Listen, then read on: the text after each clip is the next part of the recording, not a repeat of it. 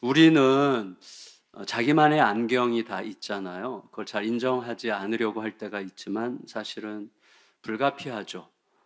내 기질이나 성향이나 내가 살아왔던 배경이나 내가 알아온 지식이나 내 경험에 근거해서 우리들의 안경을 자꾸 쓰게 되는데, 그래서 그 안경으로 다른 사람을 보고 상황을 볼 수밖에 없어요. 그건 뭐 불가피하고 누구도 피할 수 없지 않습니까? 따라서 매일같이 우리 모두를 가장 바람직하고 온전하고 가장 선한 시선으로 보게 하시는 하나님의 말씀에 매일 비추어 보지 않으면 사실은 우리는 자기 자신에 대해서 누구보다 무책임한 인생을 산다고 할 수 있겠습니다. 하나님의 말씀에 늘 비추어 보지 않으면 책임 있는 인생을 살 수가 없는 것이죠. 왜냐하면 일단 어느 부분을 보고 전체를 판단하든지 뒤틀린 어떤 시선으로 모든 걸 볼 수밖에 없기 때문에 욥의 세 친구와 똑같은 거죠. 그래서 하나님의 시선으로 계속 갈아 끼워야 되는 것이죠. 매일같이. 그렇지 않으면 굉장히 두려운 일이 생긴단 말이죠.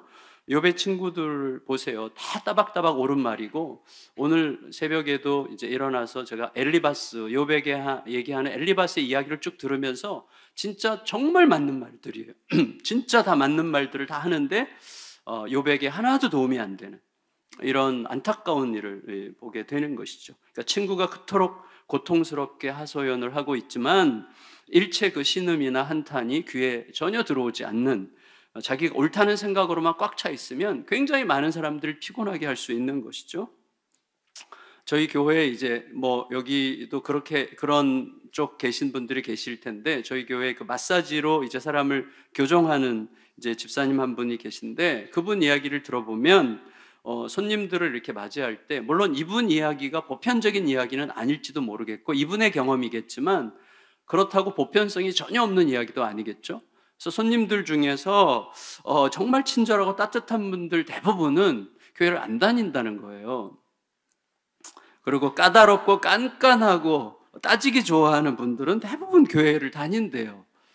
그래서 제가 그 얘기를 듣고 그 진짜 잘못 경험한 거다 이렇게 말하고 싶지 않았어요. 또 말할 수도 없었어요. 아마 그럴 것 같아요. 그분의 경험이 전혀 틀리지는 않겠죠. 왜냐하면 얼마 전에 여러분 세금 체납자에 관한 그 영상을 보니까 엄청나게 막대한 세금 체납자인데 이제 세금을 징수하기 위해서 그 집을 기습으로 이제 들이닥쳤는데 큰 금고, 엄청나게 큰 금고에 현찰이 그냥 꽉 차 있었다는 거예요. 그래서 그거를 가져가려고 그랬더니 그 집 아줌마가 하는 말이 이건 하나님의 돈이라고 그랬다는 거죠. 이게 얼마나 무섭습니까? 미쳤죠. 제가 미친 그 다음 말은 안 하겠어요. 그러니까 여러분, 교회 다니는 사람들에게는 자칫 잘못하면, 그러니까 매일같이 하나님의 말씀 앞에 나를 이렇게 계속 비춰보지 않으면, 말씀이 거울이잖아요. 그러니까 하나님의 시선으로 계속 내 안경을 닦지 않으면 나도 모르게 어떤 전제 위에서 살아간단 말이죠. 내 경험, 내 지식, 내가 어디에 속했다, 이런 어떤 전제들을 가지고 그 전제가 모든 것을 판단하도록 하는 아주 못난 습관에 빠지게 된단 말이죠. 그래서 자기도 모르게 나는 오른편에 서 있어. 따라서 내가 불편하고 내가 이해하지 못한다면 그건 너 잘못이야. 그건 너가 틀린 거야. 이런 식으로 자기도 모르게 생각해요. 우리들의 가정생활을 가만히 보세요. 부부간의 대화를 가만히 보세요. 아이들과의 대화를 가만히 한번 살펴보세요. 그런 성향이 엄청나게 강합니다. 지독한 교만인데 더 무서운 건 뭐냐면 자기가 그런 줄 모른다는 거죠. 교회는 열심히 다니는지 모르지만 자기 자신을 말씀에 제대로 비추어 본 적이 없는 게 너무나 분명하죠. 말씀을 열심히 읽는데도 만일에 그런 태도, 그런 자세를 고치지 못한다면 그 사람은 말씀을 열심히 읽는 사람이라는 자기 자랑을 위해서 말씀을 열심히 읽는 거에 불과하겠죠. 사실은 예수님을 십자가에 못 박은 유대인들, 바리새인들이 누구보다 말씀을 잘 알고 정확하게 알고 있던 사람들 아닙니까? 그 말씀으로 누구도 구원하지 못하는 거죠. 그게 이제 우리들이 자칫하면 빠질 수 있는 욥의 세 친구들, 하는 말마다 다 맞거든요. 다 옳은 말이거든요. 옳은 말로 사람을 죽이는 거죠. 우리가 옳은 말로 사람 죽이는 거 아시잖아요. 맞는 말이 사람을 힘들게 하거든요. 저한테 누군가가 왜 이렇게 잘하다 말았어? 그러면 진짜 상처가 되는 거죠. 옳은 말이잖아요. 전 잘하다 말았습니다. 못 먹어가지고. 이거 옳은 말인데 힘든 거죠. 여러분, 이렇게 고집스러운 편견으로 가득한 세상에서 이런 고집스러운 편견과 전제로 가득한 사람들에게 완전히 둘러싸여서 억울함을 토해낼 길이 없게 되면, 너무 막 갇혀있다고 느껴지면 하나님도 잘 안 보이거든요. 우리가 하나님도 잘 안 보일 때가 있습니다. 저는 솔직히 인정해야 된다고 생각해요. 지금 욥같이 그렇게 하나님께서 너무 기쁘게 인정하셨잖아요. 이렇게 순전한 사람을 봤냐? 이런 사람이 진짜 있냐? 이런 믿음의 사람이 있냐? 라고 말씀하셨던 욥도 그 상황이 딱 되니까 하나님이 안 보이는 거예요. 하나님이 심지어 막 나를 공격하고 치는 것 같이 느껴지는 거예요. 그러니까 하나님에 대한 원망이 막 쏟아지는 거예요. 그게 우리들이죠. 여러분, 2달 전에 정말 지금도 약간 우울한데 제가 실제로 우울증 환자였었거든요. 그러니까 그 마음을 조금 아는데, 저는 아주 심각한 자살 충동으로 1년 정도를 살았었기 때문에 되게 안타까워요. 그런 이야기를 들으면. 그래서 저는 이선균 씨를 개인적으로 참 좋아했어요. 뭐 특별히 교제한 것도 없고 아무것도 없지만 드라마 하나 때문이에요. 나의 아저씨라는 드라마 때문인데, 그 굉장히 드라마 스토리가 좋잖아요. 제가 선교사님들이랑 나의 아저씨를 처음부터 끝까지 한꺼번에 다 보고, 그리고 거기서 복음 찾아내기 토론회를 한 적도 있거든요. 근데 사실은 굉장히 좋은 이야기예요. 그래서 어쩔 수 없이 그 지한이라는 소녀, 어릴 때 너무 찢어지게 가난하고 힘들고 막 할머니랑 둘이 사는데 막 어떤 막 폭력 쓰는 사람이 와서 할머니를 막 괴롭히니까 자기도 모르게 할머니가 죽을까 봐 칼을 들어서 찔렀죠. 그 폭력배를. 그래서 살인자가 돼서 감옥 가고, 세상 누구로부터도 인정받지 못하고 세상 시선 자체가 너무나 싸늘하고 알바생으로 들어갔는데 모두가 다 자기를 쓰레기 취급하고 벌레 보듯이 보고 아무도 인간 대접해주지 않는 그 회사에서 박 부장님이, 이선균이었는데 박 부장님이 사람을 사람으로 대해주죠. 저는 복음의 첫 번째 출입문이 사람을 사람으로 보는 거라고 생각합니다. 예수님의 시선이죠. 우리를 있는 모습 그대로 봐주는 거죠. 그러니까 이선균에게 처음에는 막 저항하다가 나중에는 자기를 자기 모습 그대로 봐주는, 자기에게 뭔가를 하고 싶게 느껴지게 만드는, 살고 싶게 느껴지게 만드는 그 시선. 이제 나도 살고 싶다. 나도 뭔가 하고 싶어진다. 이런 마음을 일으키는 그 시선 때문에 너무 행복해야 하는 거예요. 그래서 이제 이 드라마의 끝이 봄날로 끝나요. 봄날로. 밝게. 그래서 이 나의 아저씨가 필요하다. 우리 모두에게는 나의 아저씨가 필요하고, 어떻게 보면 하나님께서 우리들을 누군가의 나의 아저씨가 되도록 부르신 게 아닐까라는 생각까지 하게 됐어요. 우리의 나의 아저씨는 물론 당연히 예수님이시지만 우리 모두도 누군가에게 나의 아저씨가 되어야 되지 않을까, 이런 생각을 하게 됐는데, 불행하게도 나의 아저씨였던 이선균에게는 나의 아저씨가 없었어요. 그래서 그게 너무 슬펐어요. 나의 아저씨의 주인공이었던 이선균에게는 왜 나의 아저씨가 없었을까? 이분은 개신교인으로 분류되는데, 그래서 저는 그렇게 소망해요. 이분이 마지막 순간에 하나님의 이름을 불렀을 거라고 생각합니다. 그러고 싶어요. 그렇게 저는 확실히 믿고 싶습니다. 여러분, 저는 일종의 질병사가 아닐까, 이런 생각도 하게 되는데, 여러분, 어쨌거나 우리들에게는 욥처럼 사면초가인 상황에서, 아무도 나를 안 믿어주는 상황에서 욥에게 지금 마지막 남은 게 그거거든요. 나의 아저씨예요. 그러니까 나의 아저씨조차 나를 외면하는 것 같은 상황이거든요. 하나님조차 나를 버리는 것 같은 상황, 주변에 누구도 내 편 들어주지 않는 이 상황에서 그래도 욥이, 어제 말씀드린 것처럼 그래도 욥이 하나님 앞에서 계속 호소하고 쏟아낸다는 거죠. 그러니까 나를 아무도 안 믿어주는 상황, 세상 모두가 나를 버린 것 같은 상황 속에서도 끝없이 외칠 수 있는 어떤 분이 계셔야 되는 것이죠. 내 모든 것을 낱낱이 그냥 토해내도, 그리고 심지어 상대방에 대해서 그렇게 막 원색적으로 비난한다고 해도 그 모든 것들을 다 들어줄 수 있을 만큼 그 크신 아버지가 필요한 것이죠.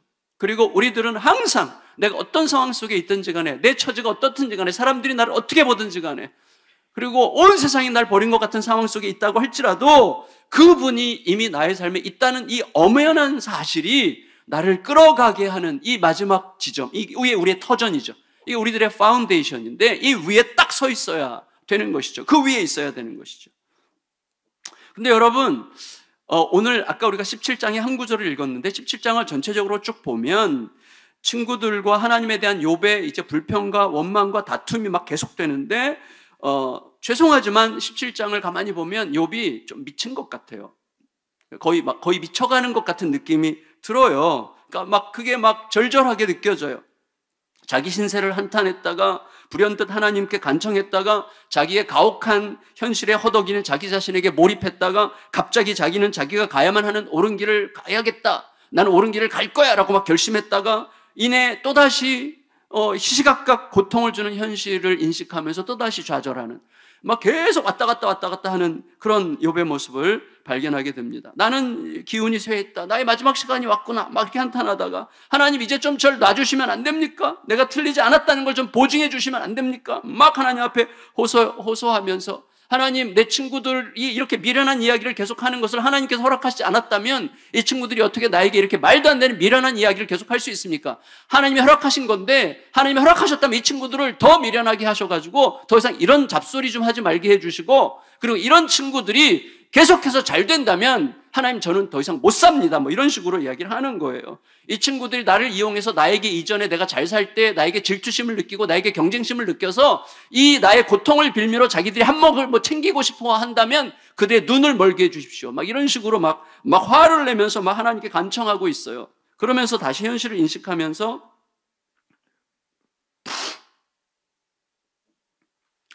나는 죽었구나. 내 몸에 달려있는 손, 팔, 다리, 몸에 붙어있는 것들이 도대체 무슨 의미가 있단 말이냐.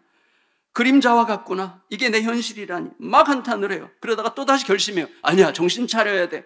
나 하나님 앞에서 옳은 길을 걸으려고 힘을 다했어. 그러니까 가던 길을 계속 갈 뿐이야. 나는 계속 이 길을 갈 거야. 그러다가 나를 살리겠다는 말로 나를 죽이고 있는 친구들이에요. 다시 말해봐라. 너희 중에 지혜자는 하나도 없구나. 너무나 슬프구나. 너는 나를 밤잠을 못 자게 만들면서 너희들은 계속해서 나에게 밤을 낮이라고 속이면서 이렇게 나에게 혐오감을 주는 인간들이로구나. 막 이런 식으로 이제 한탄을 계속 해요. 그러니까 어떻게 보면 욥은 사면초가의 어떻게 보면 끝판왕이라고, 사면초가의 끝판왕 같은 상황 속에서 좌충우돌의 끝판왕이 되는 것 같이 보입니다. 욥은 이제 자신의 마지막 시간을 느끼고 있어요. 그래서 나는 이제 끝났어. 나는 이제 죽을 것 같아. 내가 죽으면 무슨 소망이 있단 말이냐. 하나님, 내가 죽으면 도대체 무슨 소망이 있는 거예요? 이 말을 하나님께 계속하고 있는 게 희망이지만 그럼에도 불구하고 욥은 죽을 줄 알고 있는 거예요. 그래서 저는 이 대목 딱 읽을 때 무슨 생각했는가 하면 욥에게 빨리 가고 싶은 거예요. 욥에게 가서 여러분 욥의 처절한 고통과 그의 아픔에 공감하면 공감할수록 욥의 해피엔딩을 이미 알고 있는 우리들은 욥에게 빨리 가서 이거 끝 아니야. 이거 끝 아니야. 정말 이게 마지막 아니니까 포기하지 마세요. 진짜 포기하지 마세요. 이거 끝이 아닙니다. 당신 죽지 않습니다. 당신 스스로 목숨 끊지 마시고 죽지 마시고 끝까지 당신의 결과가 있으니까 기다려주세요라는 말 진짜 하고 싶은데 사실은 모르잖아요. 욥은. 우리도 알지만 모르잖아요. 우리도 우리의 끝이 결국은 승리라는 것을 알고 있지만 현재의 고난이 너무나 압도적으로 나를 지배하면 사실은 그 끝이 있을지 우리는 의심하게 되거든요. 그게 이제 우리들의 처지란 말이죠. 그래서 요새 그럼에도 불구하고 우리는 계속 얘기해야죠. 이인호 목사님 통해서 이미 들으셨겠지만 우리 복음의 핵심 속성 중에 inside out, upside down, forward back이라는 세 가지 표현이 있잖아요. forward back이 뭐예요? 우리의 미래가 어떨지를 우리 미리 알고 있죠. 우리는 이미 영원한 승리에 참여했고 영원토록 승리하신 그리스도의 승리에 참여하여 살고 있고 우리의 끝은 분명해요. 그렇다면 그 끝을 끌어와서 오늘 나의 삶에 나의 마지막 종말의 영광스러운 그 승리가 오늘 나의 삶에 반영되는 방식으로 오늘을 살아가는 게 forward back이죠. 요새 이게 책도 나왔잖아요. Future Self라는 책이 되게 유행하고 있는데 새로운 게 아니에요. 다 이 얘기 하는 것이죠. 미래에 내가 어떻게 될 것을 예측하고 그 예측되는 나의 아름다운 미래가 오늘 나의 삶에 반영되게 하자 뭐 이런 식의 이야기죠. 이거 영국 성공회에서도 뭐 Future Present라는 표현으로 오래전부터 있었던 이야기거든요. 근데 하나님께서는 우리로 하여금 이렇게 지금 욥기를 읽게 하시는 거예요. 욥의 결국을 우리가 알잖아요. 욥의 결국을 아는 자로서 욥기를 읽게 하셨죠. 그 이유가 있는 것이죠. 그렇다면 우리 역시 내가 오늘 어떤 상황과 어떤 처지와 어떤 암흑 속에 처해 있다고 할지라도 내가 오늘 만나는 하나님은 나의 미래를 아시고 나의 미래를 보증하시는 하나님을 내가 오늘 만나고 있다는 사실을 잊지 않는 게 복음적인 삶이라는 것을 깨닫게 되는 것이죠. 그렇다면 지금 욥이 자신에 대해서 생각하는 것처럼 나는 이제 완전히 끝났다라고 생각할 수밖에 없는 시간도 사실은 끝이 아니라는 것을 지금 미리 결심해 둬야만 한다는 것을 함께 나누고 싶습니다. 그러니까 십자가의 죽음은 완전한 끝이었잖아요. 사실은 그 시대에 예수님에게도 물론 끝이었지만 예수님을 둘러싸고 있는 모든 사람들에게는 십자가는 마지막이거든요. 끝이거든요. 진짜 모든 게 끝난 거거든요. 그렇지만 그게 끝이 아니고 완전한 새로운 시작이었잖아요. 우리는 그 위에 서 있습니다. 예수님의 십자가 위에 서 있죠. 그러니까 완전한 새로운 시작인 십자가와 부활 위에 서서 오늘 살아가고 있다는 사실을 기억해야만 하는 것이죠. 물론 야, 끝났다고 생각해도 사실은 끝이 아니야 라고 아무리 말해도 그 말조차 기만적으로 들릴 때도 있을 거예요. 너무 힘들면. 그때 우리에게 필요한 것 두어 가지가 있습니다. 이 두어 가지. 야, 이거 끝이 아니야. 그러면 우리는 뭐라고 얘기해요? 나도 알아. 그런데 난 죽을 것 같아. 미칠 것 같아. 나는 더 이상 못 견디겠어. 이게 끝이 아니라고 해도 나는 이게 끝이어야만, 나 끝이면 차라리 좋겠어. 난 진짜 여기서 끝내고 싶어. 이렇게 생각될 때가 있단 말이죠. 여러분, 그때 그런 상황이 우리 누구에게나 올 수 있다고 생각합니다. 그때 어떤 분은 정말 못 이길 수도 있어요. 저는 정말 헤아리고 싶습니다. 이해하고 싶습니다. 저는 하나님께서 그분에게 분명한 뜻이 있을 거라고 믿습니다. 근데 무슨 일이 있어도 지금 우리 여기 엄연하게 살아있는 우리들은 무슨 일이 있어도 그렇게 하겠다고 지금부터 굳게 결심해야 될 것이 있다고 생각합니다. 첫째는 뭐냐면 우리는 결정합시다. 내가 끝내는 일은 주님께 맡기겠다. 이거를 좀 생각하면 어떨까 싶습니다. 이제 나는 완전히 끝났어라고 느끼는 나의 느낌이 아무리 크고 아무리 현실적이라고 해도 아직은 끝이 아니라고 하시는 하나님이 내 현실보다 더 크고 더 오르시다는 사실을 기억하기로 오늘 결심할 필요가 있습니다. 끝내시든 더 가게 하시든 내 끝은 하나님의 것이다. 하나님의 것이다. 이렇게 지금 결정하는 게 너무나 중요합니다. 그래서 제가 제 자신에게 늘 얘기하는 게 너 적극적으로 수동적이 되라. 이런 얘기를 늘 해요. 적극적으로 수동적이 되라. 하나님을 기다리는 그 기다림을 온 힘을 다해서 그 기다림에 집중해라. 여기 이렇게 이제 제 자신에게 말할 때가 있는데 가끔씩 지난 2달 동안 이선균이 욥기를 읽었어야 돼. 이런 생각을 정말 많이 하게 되는데 사방에서 조롱당하고 매스컴이 구석으로 몰아가도 그게 내 인생의 결론은 아니라는 것을 기억하고 또 기억했어야만 하는 거죠. 우리 인생의 결론은 사람이 아니에요. 우리 인생의 결론은 그 사람의 시선이 아니에요. 우리 인생의 결론은 세상의 평가가 아니에요. 우리 인생의 결론은 지금 나를 감싸고 있는 현실이 아니죠. 우리 인생의 현실은 우리 인생의 진실은 하나님이에요. 하나님이 우리 인생의 결론이에요. 하나님과 그 약속이 우리 인생의 결론이라는 사실을 절대로 잊지 않기로 마음을 굳게 먹는 게 너무나 필요합니다. 그걸 분명하고 선명하게 기억할수록 우리들은 어디서든지 어떤 상황에든지 그냥 죽을 것 같아도 버틸 수 있어요. 죽을 것 같아도 버티고. 버티면 다시 시작할 수 있는 날이 있거든요. 아니 사실은 심지어 죽어도 괜찮죠. 우리는 죽음을 통해서 비교할 수 없이 더 큰 영광스러운 날들을 곧 다시 시작할 자로 이미 변화됐다는 사실을 저는 기억하고 싶습니다. 저희 교회에 지난 2월 초에 좀 어려운 일이 있었어요. 저희 교회 이제 부부 교사 집사님 아주 신실한 부부 교사인데 그분 그 세자매인데 여자 집사님의 세자매 중에 막내가 이제 말라위에서 일반 직장 생활하다가 이제 봉사 활동하고 싶다는 생각으로 한국 미랄복지재단에 말라위 지부를 개척하는 일을 위해서 들어갔어요. 엄청난 헌신이죠. 애 하나를 데리고 들어갔는데 그 엄마가 거기 갔다가 엄마가 3개월 되셨는데 이렇게 동네 산보하다 말라위에서는 있을 수 없는 일이래요. 있을 수 없는 일인데 동네 산책하러 나갔다가 불량배들에게 둘러싸여가지고 끌려가서 정말 참 감당 못할 험한 일을 당하고 그리고 살해당하셨어요. 그 신문에도 나왔는데 저희 교인의 어머니셨어요. 근데 그 이야기를 들었을 때 진짜 완전히 깜깜해지는 느낌이었어요. 어떻게 하지? 이걸 어떻게 하지? 이게 너무나 험하게 유린당하고 그리고 살해당하신 이 이야기를 이 가정이 어떻게 감당하지? 이 세 자매가 어떻게 감당하지? 이것 때문에 막 너무 힘들었는데 일단 말라위에서 장례식을 화장을 하고 그리고 이제 가지고 한국에 와서 또 장례식을 한 번 더 했는데 장례식장에 제가 예배인도하러 가는 도중에 제가 우리 부교육자님으로 통해서 들었어요. 근데 목사님, 너무 그렇게 슬퍼하진 마시고요. 조금은 그래도 뭐 희망을 가질 수는 없지만 우리가 조금은 좀 다른 이야기도 있더라고요. 그래서 무슨 이야기냐 그랬더니 사실은 엄마가 거기에 딸 방문하러 뭐 놀러 간 게 아니고 이 딸은 원래 케냐를 가고 싶었대요. 케냐의 미랄복지재단을 가고 싶었는데 사실은 케냐에는 자리가 안 나고 말라위를 개척하는 일을 누군가가 했으면 좋겠다는 공고 모집이 계속 나오는데 엄마한테 얘기했대요. 엄마, 나 케냐 가고 싶은데 말라위 자꾸 광고만 나오네. 기도해 주세요. 케냐 자리 나도록. 이렇게 얘기해 줬는데 엄마가 그 얘기를 듣고 이랬다는 거예요. 너 가라고 하나님이 부르시는 거 아니야? 너 가라고. 그러니까 엄마가 이 딸을 설득해가지고 이렇게 얘기한 거야. 엄마가 같이 가줄게. 가서 너 아이 내가 다 봐줄 테니까 같이 가자. 그래서 엄마의 설득으로 갔던 거예요.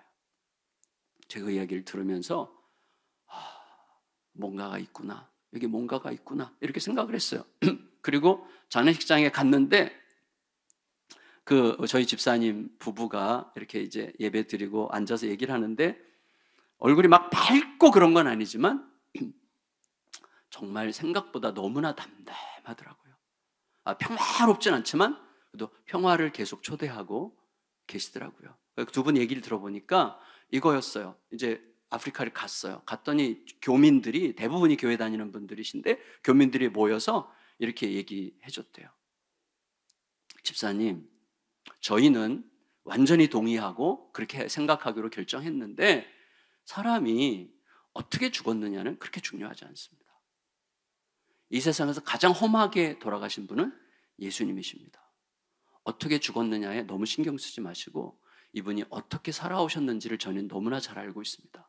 이분이 여기 계시는 동안 우리 모두에게 너무 아름다운 분이었습니다. 너무 귀한 분이었습니다. 저희는 당신의 엄마를 순교자라고 생각하기로 했습니다. 막 거기서 막 너무너무 위로를 받은 거예요. 너무너무.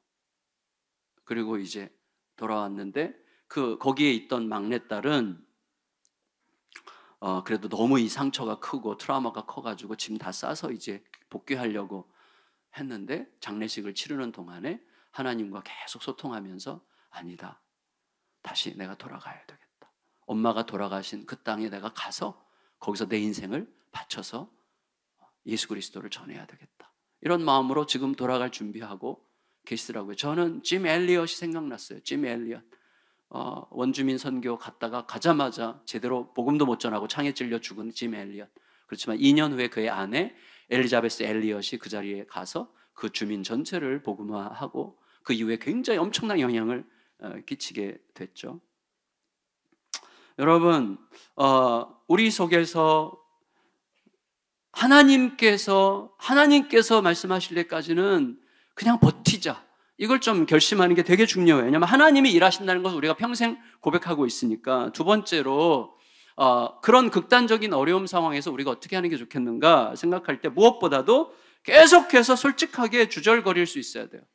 계속해서 이렇게 좀 뭐래도 말할 수 있어야 돼요. 계속해서 그러니까 하나님께 막 끝없이 불평하더라도 원망하더라도 계속 주절주절 말할 수 있어야 된다고 생각합니다. 어제도 제가 말씀드렸지만 중요한 것은 불평과 원망과 이 모든 한탄을 하나님께 한다는 게 너무나 중요한 거라고 생각합니다. 그만큼 하나님을 크신 분으로 내가 믿고 있다고 할 수 있는 것이죠. 여러분, 우리가 알고 있지 않습니까? 아주 몸이 건조한 부부와 생명력을 만끽하는 부부를 구분한다면, 만일에 좀 얄궂지만 좀 너무나 몸이 건조한 부부와 생명력이 가득한 부부를 구분한다면 차이는 너무나 분명해요. 한쪽은 몸이 건조한 부부에게는 서로에게 전제가 너무나 강해요. 전제. 그럴 거야. 또 그럴 거야. 또 그랬어. 거 봐. 내가 생각한 대로지. 이런 자기 전제. 이미 자기 속에 형성되어 있는 자기의 프레임이 너무나 강력하게 작동하는 관계일 거예요. 자기의 프레임이 너무나 강력하게 작동하는 부부는 몸이 건조해질 수밖에 없어요. 왜냐하면 상대방이 아무리 열심히 얘기해도 듣는 척하거든요. 그냥 들어주려고 하는 것이지 사실은 상대방이 저 사람이 나에게 지금 공감한다고 느껴지지 않아요. 왜? 자기 프레임으로 스크린 돼가지고 듣고 있고 또 저래. 저럴 거야. 그럴 거야. 그래. 내가 한번 들어줄게. 뭐 이런 식의 태도밖에 나오지 않습니다. 그런데 여러분, 내가 가진 전제라는 건 도대체 뭐예요? 나한테만 진리예요. 솔직히. 우리는 모두가 절대적으로 객관적이 될 수가 없어요. 우리의 모든 시선은 너무나 상대적이에요. 그래서 우리가 내가 굉장히 객관적인 양 착각하지 말아야 돼요. 나는 옳고 너는 틀렸다는 전제가 너무나 무섭습니다. 주님만 오르시죠. 늘 주님의 오르심에 다가가려고 하는 게 우리들의 신앙의 여정이지, 주님이 오르시고 주님이 옳다고 생각하는 나도 옳다고 생각하면 곤란합니다. 오늘도 주님만 오르시고 내일도 주님만 오르시고 나는 오르신 주님께 계속 붙어 있어야 되고 주님께로 향해서 날마다 나아가야 되는 것이죠. 그게 우리들의 여정이지, 마치 내가 옳은 것처럼, 내가 전제인 것처럼, 내가 기준인 것처럼 생각하는 습관이 우리를 정말 죽이게 되는 것이죠. 그러니까 내 전제라고 하는 것은 나에게만 진리일 뿐 실제는 내 경험, 내 지식, 내 상처가 만든 편견일 수 있단 말이죠. 그러니 그런 편견으로 불행을 유지하는 미련에 빠지는 거예요. 그 무미건조한 부부의 특성 중에 대표적인 특성이죠. 생명력을 지키는 부부는 계속 대화해요. 말씀을 솔직히 토해내요. 저는 이인호 목사님 부부랑 가끔 이제 여행하고 같이 이제 이렇게 대화할 때 제일 행복한 시간이 뭐냐면 두 분이 싸울 때야. 두 분이 이렇게 좀 웬만하면 안 싸워요. 두 분은 막 너무 서로 사랑하는 게 막 떨어져요. 꿀이 뚝뚝 떨어져서 질투가 날 정도인데 어쩌다가 둘이 싸울 때가, 말다툼이 살짝 될 때가 있어요. 그때 정말 여기 막 가슴이 이렇게 편안해지면서 막 그 감상이 되고 묵상이 되면서 막 너무 행복해지는 거예요. 여러분 싸워야 됩니다. 생명력을 지키는 부분은 계속 대화해요. 마음을 솔직히 토해내요. 논쟁하고 다투고 원망하고 때로는 악을 쓰고 막 미친 연놈처럼 막 이렇게 소리를 지를 수도 있지만 멈추지 않고 입을 다물지 않고 계속 대화한다는 거예요. 여러분, 입을 다문다는 건 뭔지 아시잖아요. 상처받고 싶지 않기 때문이기도 하지만 상대방에게 더 이상 가능성을 발견할 수 없다고 내가 전제하는 거거든요. 무서운 거죠. 입을 연다는 건 뭐예요? 아직 희망을 갖고 있다는 거죠. 저도 제가 올해 37년 차인데 결혼, 아내랑 확실히 느껴요. 예, 아내랑 끝까지 가요. 요새는 막 끝까지 가다 보면 이제 헤아려지면서 라운드를 계속 늘려가는. 우리 1라운드에서 그냥 끝나거든요. 더 이상 너랑 말이 안 통해. 끝내자 여기서. 1라운드에서 끝나면 계속 무미건조해집니다. 좀 이따 우리 5분 쉬었다가 다시 하자. 5분 쉬었다가 2라운드 들어가. 그다음 3라운드 들어가. 이래야 되는 것이죠. 여러분, 제가 그래서 제 아내와의 관계에서 끝내 후회하지 않을 시간은 이거예요. 말이 안 통하니까, 우린 달라도 너무 다르니까 그냥 피차 입 닥치고 있자는 말을 끝까지 참았던 시간, 그걸 참고 계속 이야기했던 시간이 가장 후회되지 않는 참 잘했던 시간이라고 생각됩니다. 어쨌거나 욥에게서 발견하는 힘이 그거예요. 욥은 친구들과 끝까지 싸워요. 끝까지 하나님과 싸워요. 하나님께 계속해서 토해내요. 이게 너무나 중요해요. 이게 오히려 살아있는 생명의 관계라고 느낄 수 있는 거죠. 물론 우리들은 점잖게 경건할 수도 있습니다. 하지만 우리는 모든 상황에서 점잖게 경건할 수 있는 존재가 못 돼요. 우리는 그런 존재가 아니에요. 따라서 끝까지 점잖게 경건하려고, 제가 경건하지 못해가지고 발음이 잘 안 되네. 따라서 끝까지 점잖게 경건하려고 고집하면 결국은 병이 나거나 위선자가 되거나 폭탄을 쌓아놓는 거예요. 우리는 그럴 수 있는 존재가 아니야. 솔직하게 쏟아내야죠. 물론 여러분, 솔직하다는 건 무슨 뜻이에요? 내 안에 있는 것은 뭐든지 다 그대로 쏟아낸다, 이게 아니죠. 그게 솔직한 거 아닙니다. 솔직하다는 건 뭐죠? 무엇보다도 내가 누군지를 정직하고 면밀하게 인정한다는 거예요. 이게 솔직한 거예요. 내가 누군지를 인정하는 게 솔직한 거죠. 여러분, 내가 누군지를 인식하고 헤아릴 줄 아는 거죠. 내가 지극히 연약한 존재일 뿐이라는 사실을 인정하는 거죠. 내가 이해되지 않는 현실을 참고 품고 아무렇지도 않게 견딜 수 있는 존재가 아니라는 사실을 인정하는 거죠. 나는 하나님이 아니라는 사실을 인정하는 거죠. 그 위에서 진실을 찾아가려고 몸부림하는 게 솔직한 거예요. 이때 욥처럼 우리는 엄청 좌충우돌할 수도 있습니다. 그래도 괜찮습니다. 좌충으로 하다가 넘어지고 깨지고 좀 상처 좀 나도 괜찮습니다. 욥의 하나님은 어떤 하나님이에요? 내가 고통과 아픔을 아무리 원망스럽게 쏟아낸들 그것에 의해서 좌우되고 흔들리고 그리고 불쾌해하면서 삐지는 그런 하나님이 아니에요. 욥의 하나님은 그런 하나님이 아닙니다. 우리의 하나님도 마찬가지죠. 결국 우리는 고통 속에서 쏟아내고 불평하고 원망하고 변론하는 이 모든 과정에서 하나님이 우리를 계속 자라가게 하고 계셨다는 사실을 돌아봐 알게 될 거예요. 따라서 우리들에게 필요한 건 뭐냐면 이거예요. 우리의 연약함과 모든 시련을 너끈히 이기고도 남을 만한 강한 믿음이 우리에게 필요하지 않습니다. 우리에게 필요한 믿음은 연약함을 너끈히 이기는, 모든 현실을 너끈히 이겨내는 강한 믿음이 아니라 오히려 모든 상황에서 하나님은 끝내 오르시다는 사실을 절대로 잊지 않고 나를 두르고 있는 이 연약함을 있는 그대로 받아들일 수 있는 믿음이에요.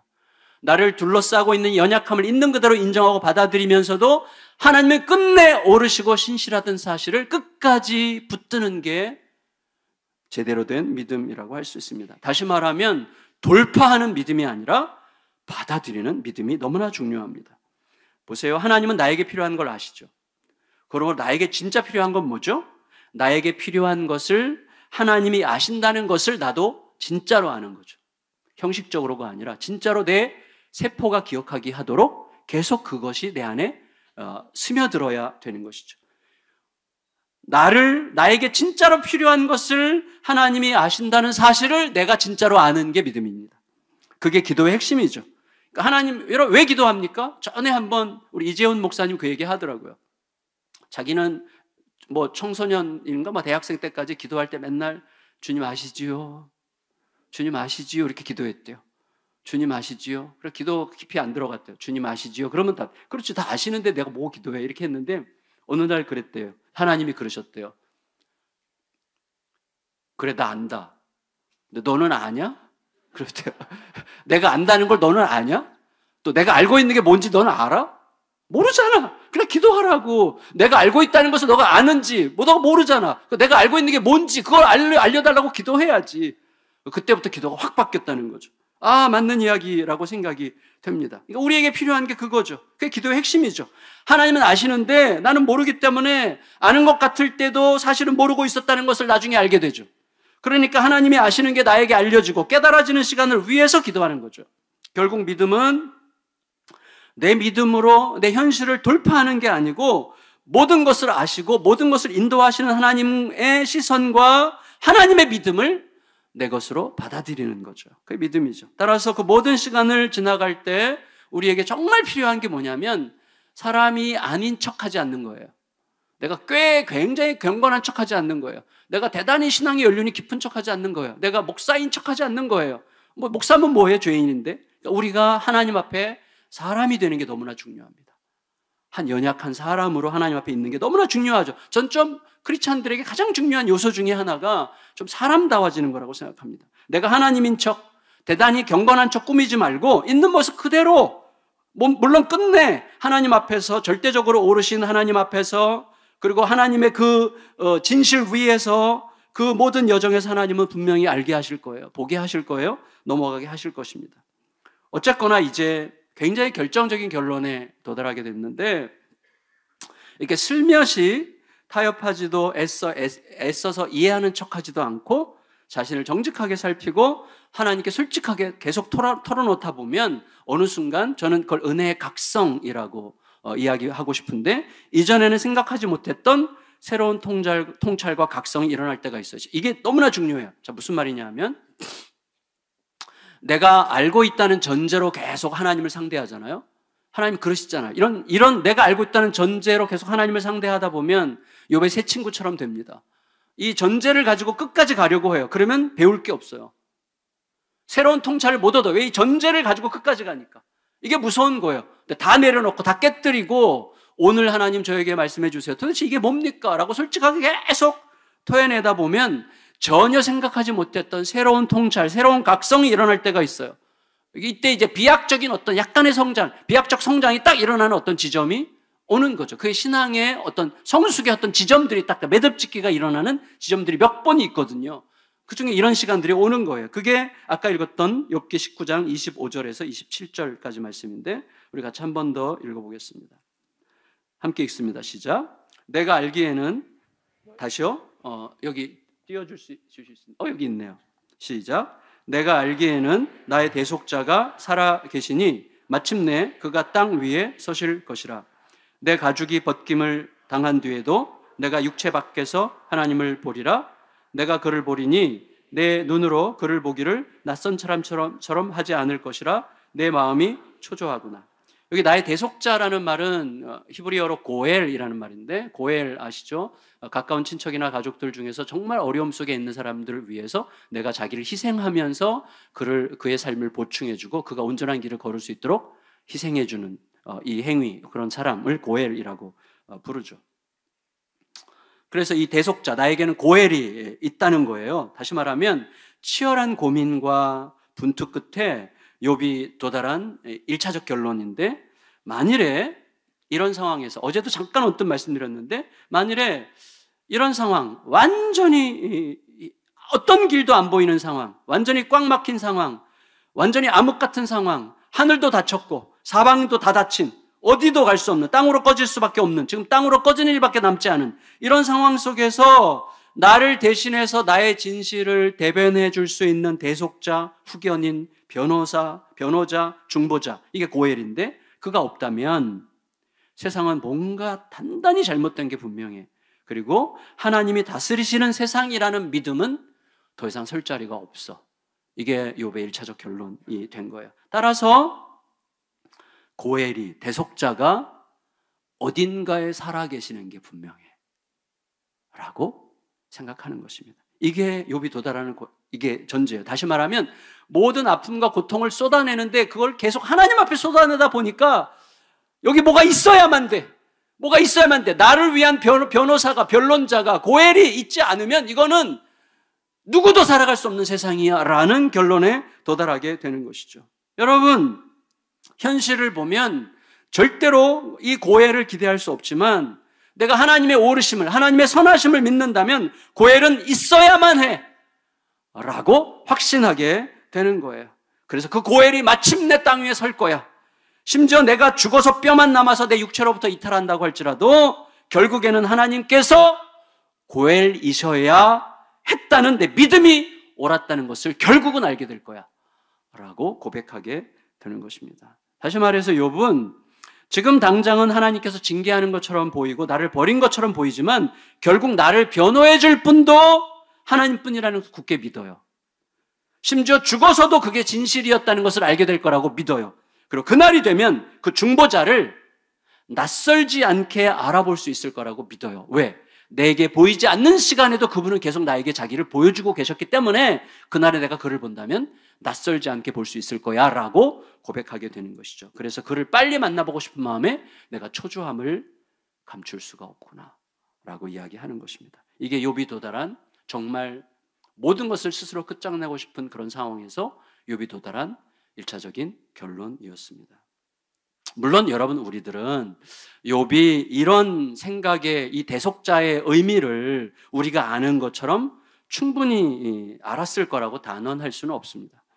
욥의 입장에 더 가까운 건 이거예요. 욥의 입장에 훨씬 더 가까운 것은 나를 공격하시는 분이 하나님이라는 확신이죠. 동시에 나를 변호하고 중보하실 분도 하나님이셔야만 한다는 믿음이죠. 지금 나를 공격하시는 분이 하나님이셔, 나를 버리고 나를 외면하신 분이 하나님이셔라는 확신이 있고, 동시에 나를 변호하고 나를 중보하실 분도 하나님이셔야만 한다는 믿음, 이 동시에 이 서로 어울릴 수 없는 두 가지가 동시에 있는 자리까지 간 거예요. 욥이 그 자리까지 갔어요. 그 자리가 어디입니까? 십자가죠. 욥은 십자가를 몰랐지만 우리는 지금 돌아보아 욥이 그 자리까지 갔구나. 왜요? 십자가에서 예수님께서 뭐라고 그러셨어요? 나의 아버지 어찌하여 나를 버리시나이까? 아버지로부터 버림받는다는 것을 확실히 아셨고, 동시에 그 하나님께 내 영혼을 부탁합니다. 나를 버리시는 분에게 내 영혼을 맡기는, 여기에 우리의 믿음의 자리가 있는 거예요. 그래서 십자가가 우리 인생의 어떤 상황에서도 유일한 답이 되는 것이죠. 상반되고 모순되는 진실이 함께 있는 신비죠. 공격하시는 분이 나를 보호하셔야 될 분이라는 사실을 믿는 믿음, 그게 나를 공격하시는 분이 결국은 나를 목숨 걸고 사랑하시는 아버지라는 사실을 잃지 않는 이 믿음이 함께 공존하는 게 우리의 믿음의 자리라고 할 수가 있는 거죠. 그게 욥 안에서는 진실이었다는 거예요. 그게 진실이 아니라면 자기에게는 길이 없다는 것입니다. 그렇다면 우리는 욥에게서 이 믿음의 아주 그 자리가 어디인지, 내가 분투한 믿음으로 막 돌파하고 이기고 막 나는 완전히 하나님의 편에 서 있고 막 이게 아니에요. 그 안에는 하나님에 대한 원망도 있고 의심도 있고 때로는 막 불안도 있고 두려움도 있고 그래요. 그렇지만 이 불안과 두려움으로 인하여 나로 하여금 전혀 한 발짝도 뗄 수 없게 만드는 그 상황에서도 한 발짝을 딱 떼는, 무엇 때문에? 하나님은 그래도 오르셔. 하나님은 그래도 신실하셔. 쪽으로 한 발짝을 딱 떼는 게 믿음이라는 거죠. 전혀 두려움이 없이 의심이 없이 막 담대하게 달려가는 게 믿음이 아니라 진짜 믿음은 그 길로 가는 거죠. 여러분, 제가 전에 한번 말씀드렸던 이야기를 다시 드리면, 어제 제가 저희 둘째 딸 얘기했잖아요. 오늘은 셋째 딸 이야기를.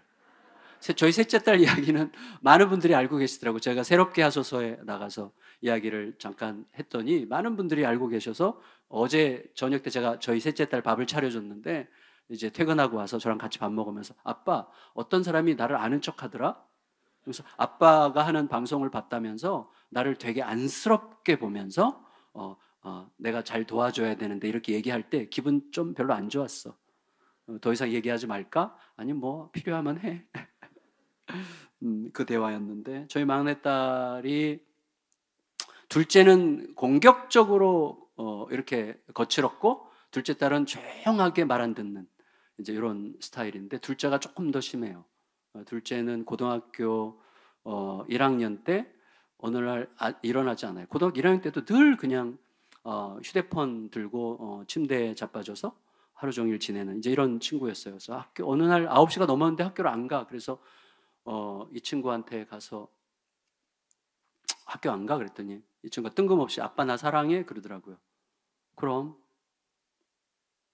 아빠가 사랑하지 않는 것 같아? 그럼 사랑한다면 내가 원하는 걸 들어주겠지.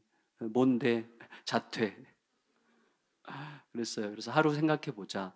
그날 하루 생각하고 그 주간에 자퇴를 했어요. 그래서 이 친구는 이제 고1 때 자퇴를 하고 그때부터 뭐 지금 20대 중반 만 24살인데 지금 될 때 언니들이랑 막 10년 차이 나거든요. 근데 그때부터 지금까지 진짜 어떤 일을 이 친구 굉장히 수동적이면서 조용하게 말 안 듣는 스타일인데 그냥 자기 삶이 딱 정해져 있어요. PC방, 그다음에 휴대폰, 그다음에 밥 먹기. 이 세 가지가 전부야. 그렇게 해서 알바를 억지로 이제 용돈을 안 줄 테니까 너가 알아서 해라. 그럼 알바를 해도 한 달, 두 달 넘기기가 너무 어려워. 그러니까 지속적으로 하는 게 그래서 뇌 검사를 나중에 했는데 그 부분이 결정적으로 안 되는 뇌예요. 전전두엽 구조가 책임 있게 꾸준히 뭔가를 스테디하게 끌고 가는 힘이 너무나 없는 거예요. 근데 어쨌거나 그걸 저희가 이제 이해하기 시작했고 그리고 인정하고 있었어요. 어느 날 하나님께서 그 아이에게 안심을 시켜주래요. 그래도 계속 기대하는 눈빛 갖지 말고 그냥 그 모습 그대로 사랑하는 마음을 주라고 그래서 제가 처음에 얘기했거든요. 너 앞으로 40살 될 때까지 기다려줄게. 너 40살 될 때까지 이렇게 살아도 상관없어. 얘기했는데 좀 짧은 것 같아. 그래서 몇 달 후에 너 60살 될 때까지 기다려줄게 얘기했어요. 그러면 이제 저희는 세상을 떠날 텐데 그러니까 끝날까지 이렇게 살아도 아무 상관없다 이렇게 얘기를 해줬어요.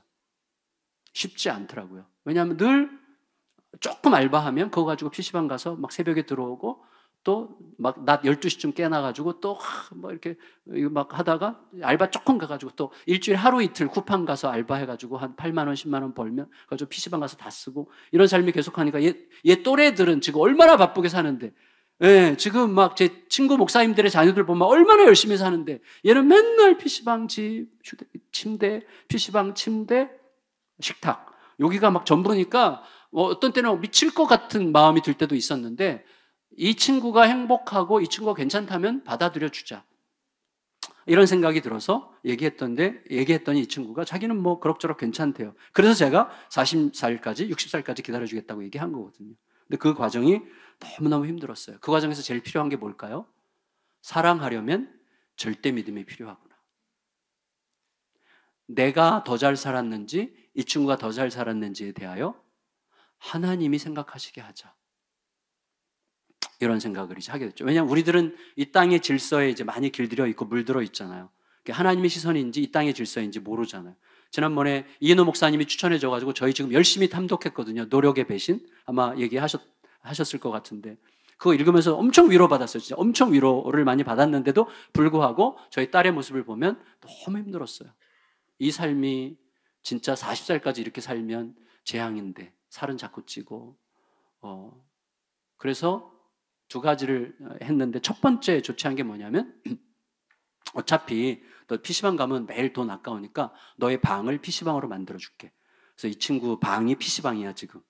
라고 막 PC방에서 쓰는 그 있잖아, 그 자판 있잖아요. 막 불 번쩍번쩍 나오는 거 그런 거 놓고 조명도 PC방 조명 다 해가지고 PC방에서 하는 것처럼 막 게임 하는 거예요. 그런데 이 친구가 작년 7월 달에 취업을 했어요. 진짜 저희 가정은 기적인데 약국의 시다바리로 취업을 해가지고 약국에서 한 200만 원씩 받아요. 그래서 매달 50만 원씩 모아. 저는 2달 하고 못할 줄 알았는데 지금 8개월째 일하고 있어요. 저희 완전히 기적이에요. 기적. 그리고 어떤 기적이 일어났는가 하면 지난 구정에 진짜 생전 처음 저희 부부에게 세배를 하면서 용돈을 줬어요. 딸이 각각 15만 원씩 용돈을 주는 거 있죠. 저희는요 진짜 그날 하윤아 이거 영원토록 잊지 않을게. 오늘이 끝이어도 상관없다. 오늘이 끝이어도 우리는 너무 행복하다. 저희 가정에 막 빛이 막 비치는 거예요. 여러분 기준이 어디냐가 무척 중요한데 기준이 복음이어야 됩니다. 복음. 저는 앞으로도 갈 길이 엄청 멀다고 생각해요. 그러나 지금 이 친구와 같이 식탁 교제하고 사랑의 대화를 나누고 우정을 나누고 서로 늘 허그하면 서로 엉덩이 두드려주고 이러는 관계로 저는 충분히 만족한 것 같아요. 그리고 그 이유는 하나님께 맡기는 거죠. 근데 사랑에는 그래서 뭐가 필요해요? 절대적인 믿음이 필요한 거예요. 어떤 상황에서든지 하나님은 절대적으로 옳으시다. 하나님은 절대적으로 선하시다. 이걸 믿어요. 그리고 지금 이게 인생의 결론이 아니잖아요. 하나님은 계속 당신의 일을 이루어 가실 거라고 믿는 게 너무너무 중요하다고 확신합니다. 말씀을 마칠게요. 여러분 나를 내치고 나를 벌하시는 분이 하나님이시라는 게 분명한 상황에서도 결국 나를 구원하실 분이 바로 그 하나님이라는 사실을 잊지 않고 하나님 앞에 계속 머물러 있기. 계속 머물러 있으면서 주절거리기. 그러면 그때 내가 생각지 못했던 은혜의 각성이 탁탁 들어오면서 그때 훌쩍훌쩍 성장하는 거예요. 저는 저희 막내딸과 이야기해보면요 엄청 성숙했어요. 어제 목사님도 말씀드렸지만 저희 둘째 딸 정말 인생이 걱정이 됐는데 저희 둘째 사위 그렇게 유능하고 목회적으로 참 유능한 친구인데 저희 둘째 사위가 자기 와이프한테 꼼짝 못해요. 훨씬 지혜로워. 제가 알게 됐어요. 우리가 알지 못하는, 우리는 결국은 전부 다 이 사회 전체가 뭐예요?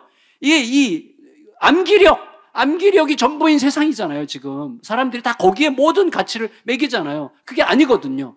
하나님이 주신 사람은 너무나 부유한 존재인데 저희 딸과 대화해보죠. 저희 막내딸, 그렇게 철없는 막내딸. PC방, 침대, 식탁만 왔다 갔다. 요새는 약국인데 PC방, 약국, 침대, 식탁. 여기 왔다 갔다 하지만 상관이 없어요.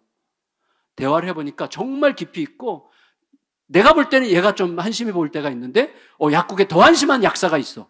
얘가 그 약사를 막 얘기하는데 진짜 내가 그 미친놈이네? 막 이렇게 얘기를 하면서 막 거들어줬는데 이 친구가 굉장히 분별력이 있더라고.